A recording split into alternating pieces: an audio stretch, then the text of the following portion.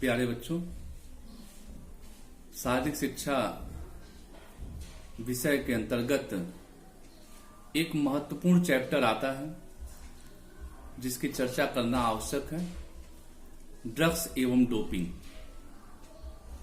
Drugs जिसे औषधि कहा जाता है, मनुष्य किसी न किसी रूप में जब कभी किसी समस्या से ग्रसित होता है तो इन औषधियों का प्रयोग करता रहता है।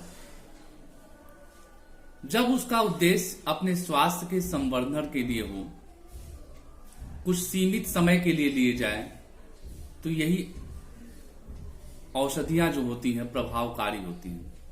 लेकिन जब यही औषधि एक आदत के रूप में ली जाती है तो यह आदत जो है मादक द्रव्यों में बदल जाती है।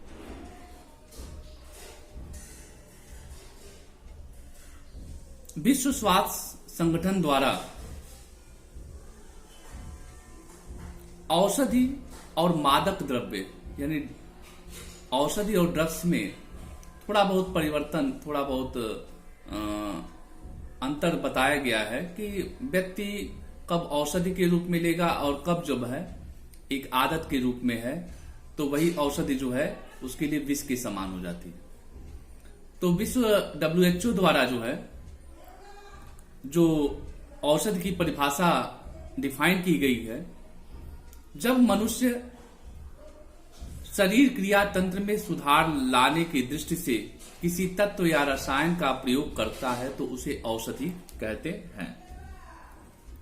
लेकिन जब इन्हीं औषधियों का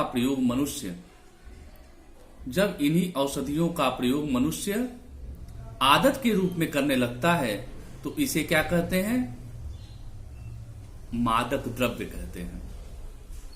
अब ये ड्रग्स या मादक द्रव्यों का मनुष्य या युवा क्यों प्रयोग करता है, उसके कुछ कारण है, संक्षिप्त में मैं बताऊंगा। जैसे सामाजिक एकाकीपन। यदि बालक माँ बाप के बीच होने वाले झगड़ों से, लगातार टकराहट से, पारिवारिक समन्वय की कमी है तो युवा जो है एकाकीपन महसूस करने लगता है और इस एकाकीपन की वजह से कभी कभी वह मादक द्रव्य या ड्रग्स का सेवन करने लगता है। काम वासना की वृद्धि में, जीवन के प्रति निरसता जब होती है तब भी मनुष्य ड्रग्स का प्रयोग करने लगता है। कुसंगति का प्रभाव, यह सबसे ज्यादा युवाओं में प्रचलित होता है कि एक छात्र दूसरे छात्र के संपर्क में आता है, एक युवा के संपर्क में आता है, अगर वह ड्रग्स लेता रहता है तो वह उसकी संगति में वह भी प्रभावित हो जाता है और क्षणिक आनंद की अनुभूति के लिए भी ड्रग्स का सेवन करते हैं। ड्रग्स का खिलाड़ियों पे क्या प्रभाव है? यह जो है हमारे खेल संघों द्वारा ड्रग्स अगर खिलाड़ी लिया रहता है तो उसको प्रतियोगिता में सम्मिलित करने से रोक दिया जाता है। और कई ऐसे खिलाड़ी भी रहे हैं जिन्होंने अपना करियर जो है ड्रग्स की वजह से ही बर्बाद कर लिया है। माइक टायसन का नाम आपको याद होगा, जो विश्व प्रसिद्ध मुक्केबाज था। उस माइक टायसन ने एक अपनी प्रतियोगिता के दौरान उसने ड्रग्स का सेवन किया था, जिसके बाद उसे प्रतिबंधित कर दिया जाए। आए दिन आप लोग सुनते रहते हैं कि फलाने खिलाड़ी को डोप टेस्ट में रोग पॉजिटिव पाए जाने पर जो है उसे रोक दिया गया। ये डोप टेस्ट क्या होता है? खिलाड़ियों के ब्लड से सैंपल लिए जाते हैं और इससे पता चलता है कि कौन सा खिलाड़ी किस श्रेणी की दवा को लिया गया है।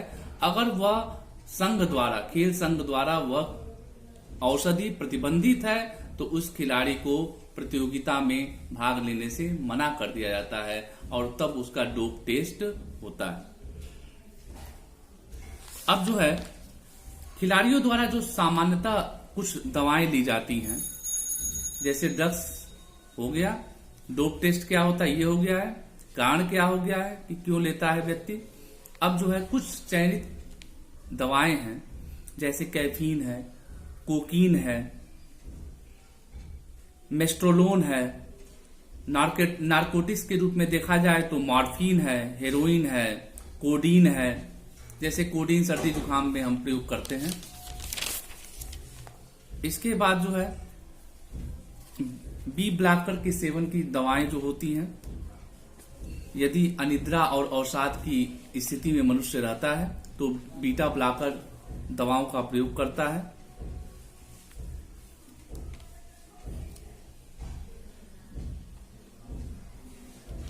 कुछ जो होती है दवाएं स्टिमुलेटेंट्स होती हैं, जो अभी मैंने बताया कैफीन और कोकीन। इसके बाद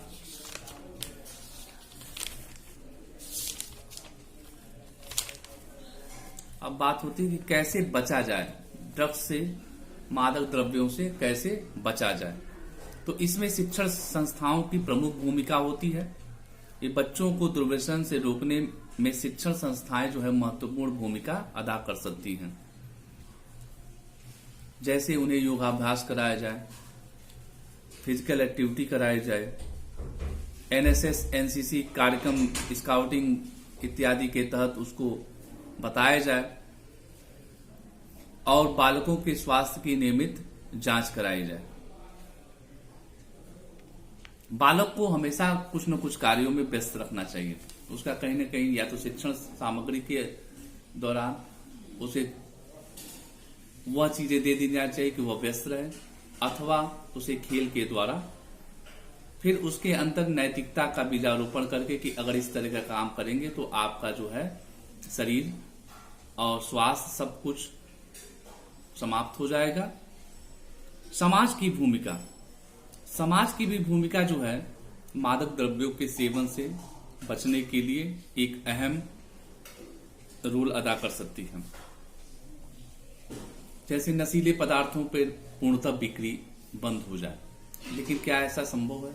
अभी इस लॉकडाउन के दौरान आप लोगों ने देखा कि दिल्ली में या विभिन्न मेट्रोपॉलिटन सिटी है, लंबी लंबी कतारें जो है शराब के लिए लगी रही है।